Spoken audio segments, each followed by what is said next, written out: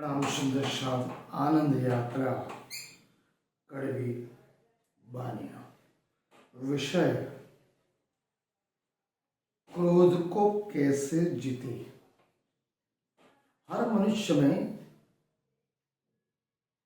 कुछ न कुछ गुण भी होते हैं, साथ साथ अवगुण भी होते हैं। सबसे बड़ा दुर्गुण है क्रोध। आज हम बात करेंगे क्रोध की। क्रोध क्या है, क्यों आता है, किस लिए आता है, उसके फायदे क्या है, उसके नुकसान क्या है, अंत में क्रोध को कैसे जीता जाए। तो थोड़ी सी समीक्षा क्रोध क्या है उसके बारे में चर्चा करेंगे और उसके पश्चात 5 ऐसे नियम, सब सिद्धांत बोलो, जिसे अगर आप अपने जीवन में उतार दिए तो मैं दावे के साथ कहता हूं आपको जीवन में कभी भी, जीवन में किसी भी परिस्थिति पे आप हो गए, चाहे वो अच्छी हो या बुरी, कितनी भी कठिन परिस्थिति में भी आप अपने हृदय मंत्र आत्मा को निर्बल और निश्चल बनाओगे। जीवन में तनिक एक क्षण के लिए भी आपको क्रोध नहीं आएगा। समझ लेना आपने क्रोध को जीत लिया। तो क्रोध क्या है, उसकी परिभाषा क्या है, क्यों आता है मानव मन पे, मानव हृदय पे, मनुष्य के आत्मा पे, साथ साथ समग्र दुनिया में, चाहे वो कुटुंब हो, परिवार हो, मित्र हो, सगे संबंधी हो, भाई बंधु हो, उसका प्रभाव क्या होता है, उससे सुख मिलता है या दुख मिलता है, कैसी परिस्थितियां बनती है, उसके बारे में हम थोड़ी सी चर्चा अवश्य करेंगे। तो पहले क्रोध क्या है। क्रोध मनुष्य को अंधा बनाता है। क्रोध जब भी आता है विवेक को नष्ट करता है। अगर विवेक नष्ट हो गया समझ लो आपका होश भी नष्ट हो गया।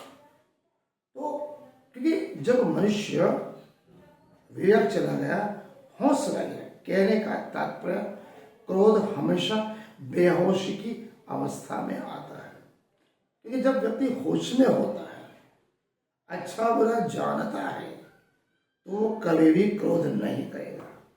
तो क्रोध का पहला प्रहार विवेक पे होता है, दूसरा प्रहार होश पे होता है।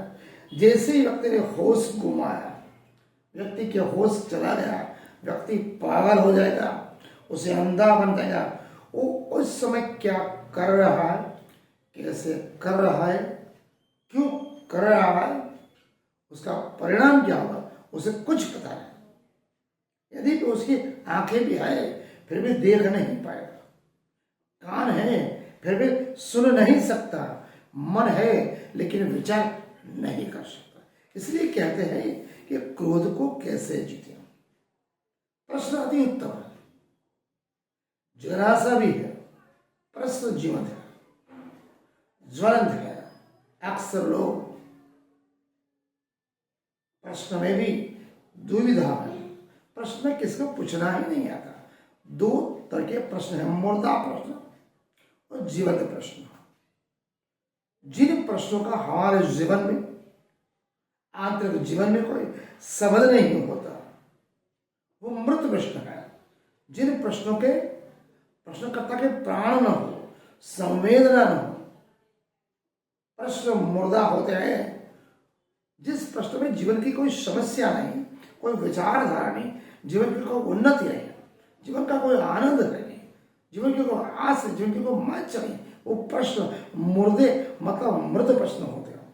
जैसे कि छोटे बच्चे होते हैं, वो तो हर वर्ष पिताजी से प्रश्न पूछते हैं कि पापा कौवा काला क्यों है, पेड़ पौधे हरे क्यों हैं, फूल लाल सफेद क्यों है।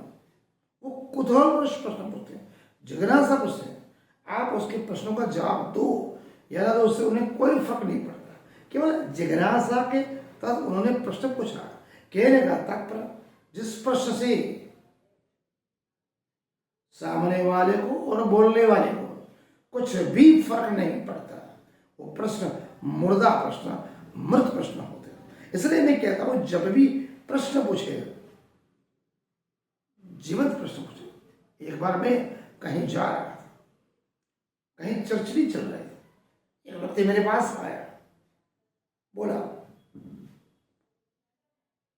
सर जी 15 अगस्त कब आती है? मैंने बोला 26 जनवरी को आती है। बोले क्या मजाक कर रहे हो? मेरे सामने बोला, आप भी मजाक कर रहे हो? जब आपको पता है 15 अगस्त को ही आएगी, 26 जनवरी को थोड़ी आएगी। आप बस स्टैंड पे खड़े हो, कंडक्टर से पूछते हो 12 बजे की बस कितने बजे आएगी? तो तुरंत बोले, भाई पागल है क्या? 12 बजे की बस तो 12 बजे ही आएगी ना, 1 बजे थोड़ी आएगी।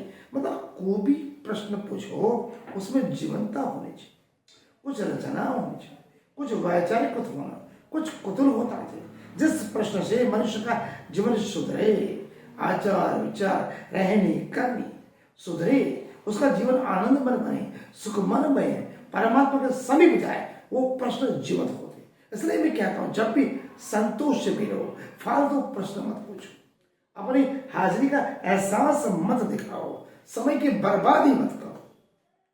वैसे 5 प्रश्न आपको देता हूं, जब भी किसी भी संत से मिलो, प्रश्न जरूर पूछो। पहला प्रश्न क्या है? प्रथम प्रश्न है, प्रभु मैं मिथ्या तत्व में दलदल में फंसा हूं, इससे मुक्त में कैसे हो जाऊं? नंबर 1, मैं विकारों में, वासनाओं में दलदल में फंसा हुआ हूं, उनसे छुटकारा कैसे पाऊं? तीसरा, हे प्रभु, हे शब्द, हे महाराज, आप जिस परम तत्व का, इस परम आनंद का, दिव्य शब्द का अनुभव आप कर रहे हो, वो मैं कैसे कर सकता हूं? मुझे कैसे वो मिल सकती है? मैं कैसे उपलब्ध हो सकता हूं? तीसरा प्रश्न। चौथा प्रश्न, प्रभु मैं व्यापार भी करता हूं, धंधा भी करता हूं, नौकरी भी, वहां मैं चोरी भी करता हूं, लूटमार भी करता हूं, भ्रष्टाचार भी करता हूं, झूठ भी बोलता हूं, छल करता हूं, तो इन पापों से मैं कैसे बच सकूं? क्या इस पापों से बचना संभव है? क्या इसके लिए कोई उपाय है? क्या मैं प्रयास कर सकता हूं? चौथा प्रश्न। पांचवा, जब भी मैं क्रोध में, माया में, मन में, लोभ में, इस चांडाल चौकड़ी, क्रोध, मान, माया और लोभ, ये 4 चांडाल चौकड़ी है, इससे मैं अपना दामन कैसे छुड़ाऊं? मैं क्रोध से दुखी हूं, क्रोध से मैं त्रस्त आ चुका हूं, मैं क्रोध को कैसे जीतूं? ये सब जीवंत प्रश्न है, जीवन से जुड़ी जिज्ञासाएं हैं, ज्वलंत समस्या, जिनका समाधान जीवन की वाली घटना बनती है।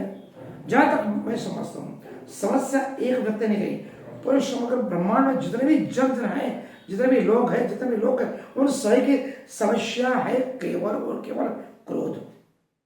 हर आदमी क्रोध से पीड़ित है, परेशान है, क्रांत है, दुखी है। तो क्रोध को कैसे जीते, इस पर कुछ विचार करने की जरूरत है। इससे पहले समझना पड़ेगा, क्रोध आखिर क्या है? क्रोध आखिर क्या है? क्रोध से क्या हानियां है और क्रोध क्यों आता है? ये 3 मुख्यतः प्रश्न है। अगर ये तीनों प्रश्नों को हमने जान लिया, मैं समझता हूं उसके जो 5 उपाय जो मैं बताने वाला हूं, आपको तुरंत समझ में आएगा। आपका जीवन सुखमय, आनंदमय, उल्लासमय, प्रेम, स्नेह, दया, करुणा, जैसे महावीर में थी, बुद्ध में थी, गुरु नानक में थी, संत कबीर में थी, महामती से प्राणनाथ महाराज में थी, वही नम्रता, प्रेम, स्नेह, दया, करुणा, अहिंसा, राम और कृष्ण की भांति आप भी बन सकते हो। आपने मुझे शांति से सुना, मनन करें, चिंतन करें, अगर गलत है तो कमेंट करें। प्रणाम।